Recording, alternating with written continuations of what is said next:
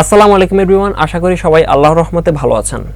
দৈনন্দিন class record করার জন্য কিংবা ইউটিউব ভিডিও তৈরি করার জন্য কিংবা নিজস্ব যে কোনো প্রয়োজনে আমরা কম্পিউটার কিংবা ল্যাপটপের স্ক্রিন রেকর্ড করে থাকি। এই স্ক্রিন রেকর্ড করতে গেলে আমরা বিভিন্ন বাধার সম্মুখীন হই, বিভিন্ন সফটওয়্যার, থার্ড পার্টি সফটওয়্যার কিছু ইউজ করি, যেগুলি ইউজ করার জন্য আমাদের লাইসেন্সের প্রয়োজন হয় এবং প্রয়োজন হয় রেজিস্ট্রেশন করার, কিন্তু আমরা সেগুলিকে সুন্দরভাবে রেজিস্ট্রেশন করে ইউজও করতে পারি না, যার কারণে আমরা এই সময়টা এসে আমাদের নিজের উপর একটা বিরক্তি ফিল করি। কিন্তু আজকের এই ভিডিওতে আপনাদেরকে দেখিয়ে দিব কোনো প্রকার সফটওয়্যার ছাড়া শুধুমাত্র মাইক্রোসফট পাওয়ার পয়েন্ট ইউজ করে কিভাবে কম্পিউটার কিংবা ল্যাপটপের ভিডিও স্ক্রিন রেকর্ড করবেন। তো কথা না বাড়িয়ে ভিডিওটি শুরু করছি। ভিডিওটি শুরু করার আগে আপনার কাছে একটি ছোট্ট অনুরোধ, আপনি যদি আমাদের চ্যানেল নতুন হয়ে থাকেন তাহলে অবশ্যই চ্যানেলটি সাবস্ক্রাইব করবেন এবং পাশে থাকা বেল আইকনটি বাজিয়ে দিবেন পরবর্তী ভিডিওর নোটিফিকেশন পাওয়ার জন্য।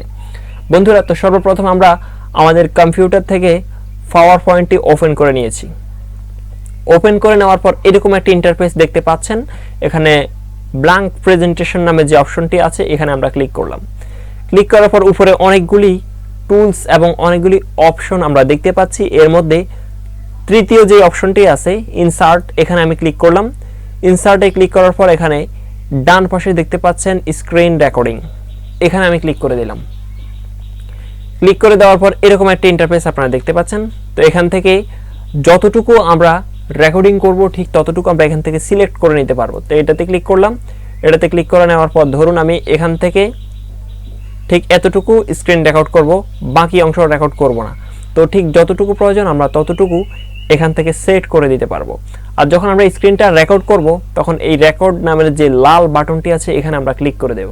দেখুন, আর এটি আপনারা শর্টকাট কি ইউজ করেও রেকর্ড করতে পারেন।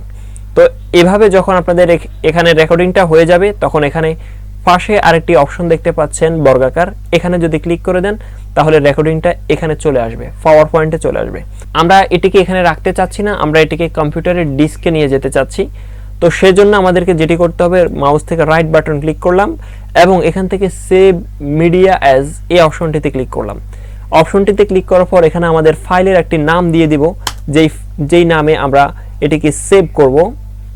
তো আমি একটি নাম এখানে দিয়ে দিলাম এবং যেই অপশনের মধ্যে আমরা এটিকে সেভ করব ঠিক সেই অপশনটি আমরা এখান থেকে ক্লিক করে দিলাম এবং এখান থেকে সেভ অপশনটি যদি আমরা ক্লিক করে দেই তাহলে এটি আমাদের কম্পিউটারের মধ্যে সেভ হয়ে যাবে।